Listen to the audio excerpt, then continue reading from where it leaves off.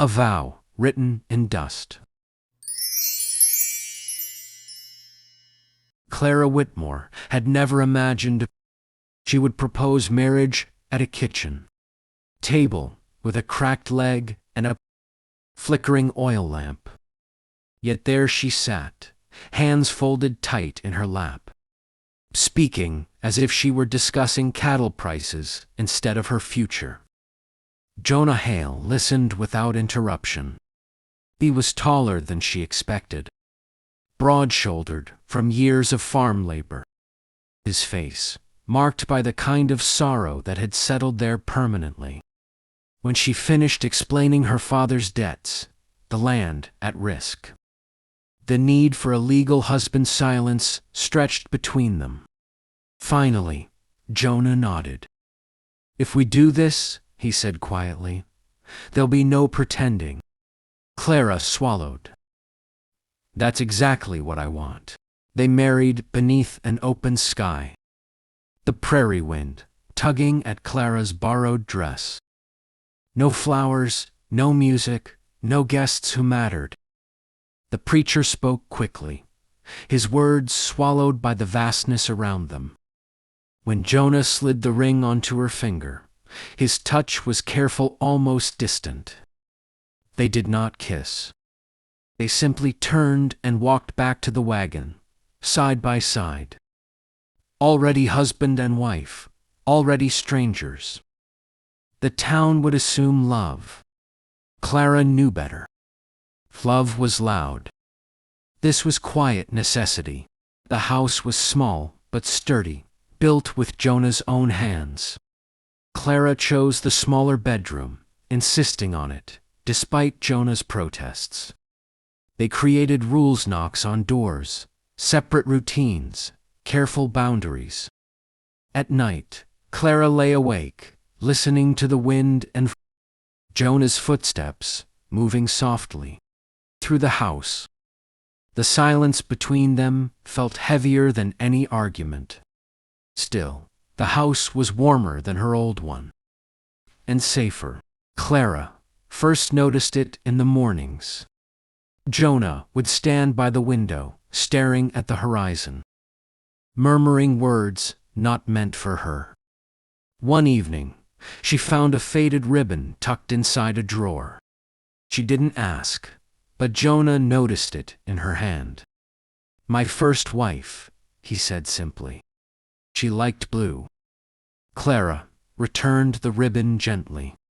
She realized then that marrying Jonah meant sharing space, not only with him but with the memory of a woman still loved. Days settled into rhythm. Clara cooked. Jonah repaired fences. Slowly, unspoken kindnesses emerged.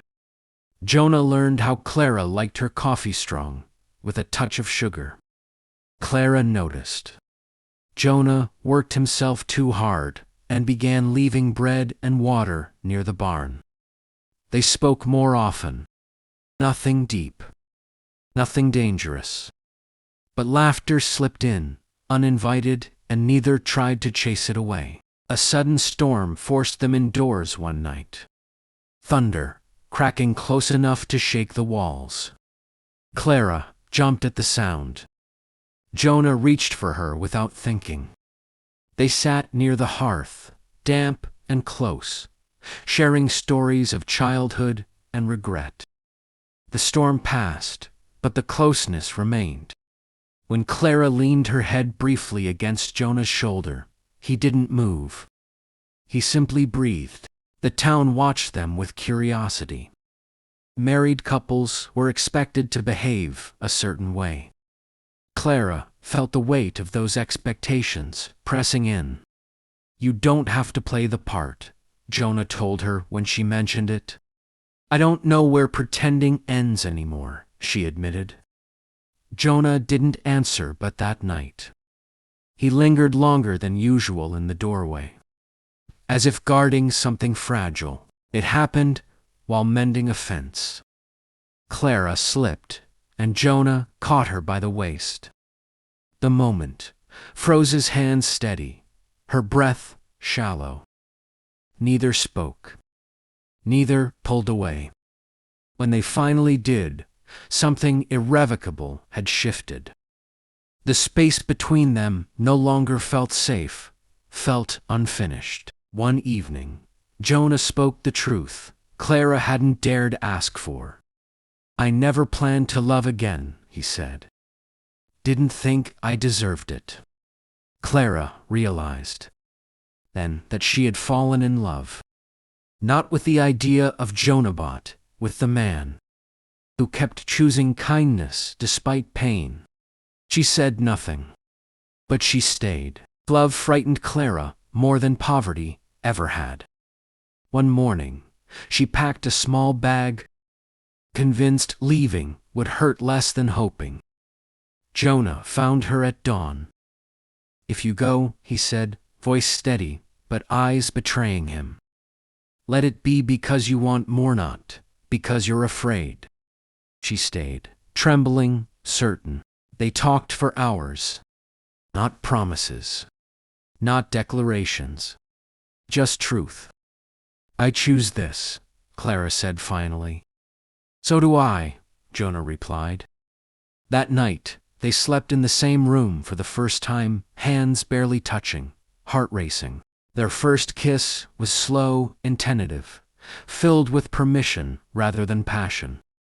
It tasted of trust. Jonah pulled back first, searching her face. "We don't have to rush."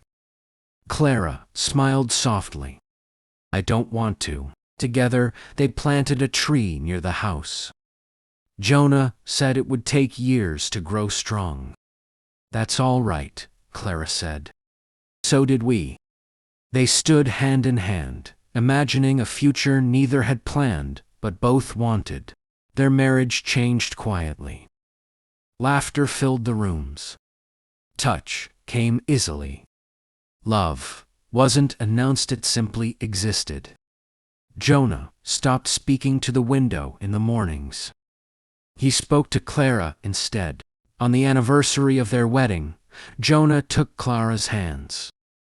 "I married you out of duty," he said. "I love you by choice." Clara kissed him beneath the open sky.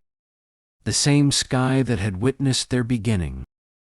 This time, it witnessed truth. Years later, the house echoed with life. The tree they planted cast wide shade. Their love had grown slowly, but it endured, steady as the land beneath them. They never needed grand gestures. They had each other. Like and subscribe. Aurora Tale Wild West. God bless.